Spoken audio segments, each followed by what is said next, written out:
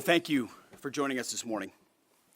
Last night, on President Trump's orders, U.S. Central Command conducted a precision strike in the middle of the night against 3 nuclear facilities in Iran, Fordo, Natanz, and Esfahan, in order to destroy or severely degrade Iran's nuclear program. And as the chairman of the Joint Chiefs will demonstrate, it was an incredible and overwhelming success.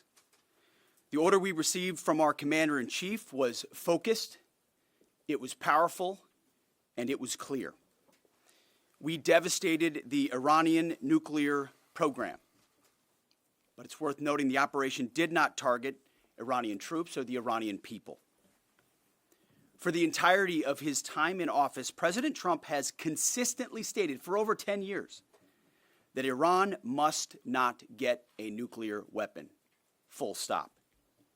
Thanks to President Trump's bold and visionary leadership and his commitment to peace through strength, Iran's nuclear ambitions have been obliterated.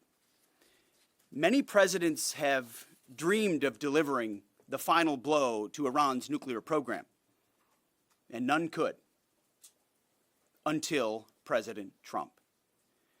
The operation President Trump planned was bold and it was brilliant, showing the world that American deterrence is back.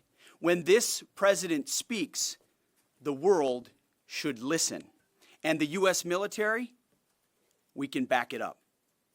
The most powerful military the world has ever known. No other country on planet Earth could have conducted the operation that the chairman is going to outline this morning. Not even close. Just like Soleimani found out in the first term, Iran found out when POTUS says 60 days that he seeks peace and negotiation, he means 60 days of peace and negotiation. Otherwise, that nuclear program, that nuclear capability will not exist. He meant it.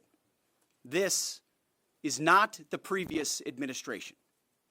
The President Trump said, no nukes. He seeks peace, and Iran should take that path. He sent out a truth last night saying this: any retaliation by Iran against the United States of America will be met with force far greater than what was witnessed tonight.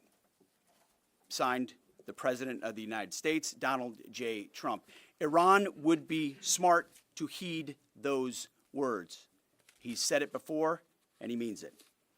I want to give recognition to the Chairman of the Joint Chiefs of Staff, the Joint Staff, General Eric Kurilla at CENTCOM, who did a phenomenal job, he and his staff, all of CENTCOM.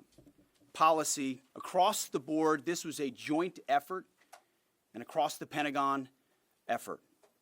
I want to recognize the pilots who flew those bombers, who flew those fighters, who flew those refuelers, warriors. I want to recognize the sailors on those destroyers, in those subs, on those carriers, warriors, all of them. I want to recognize our soldiers doing air defense, base defense, QRF, warriors, all of them. Every American involved in this operation performed flawlessly. And I want to give recognition to our allies in Israel as well. This is a plan that took months and weeks of positioning and preparation so that we could be ready when the President of the United States called. It took a great deal of precision, it involved misdirection, and the highest of operational security. A strike that included the longest B-2 Spirit bomber mission since 2001 and the first operational employment of the MOP, a massive ordnance penetrator. The mission demonstrated to the world the level of joint and allied integration that speak to the strength of our alliance and our joint forces. As President Trump has stated, the United States does not seek war, but let me be clear. We will act swiftly and decisively when our people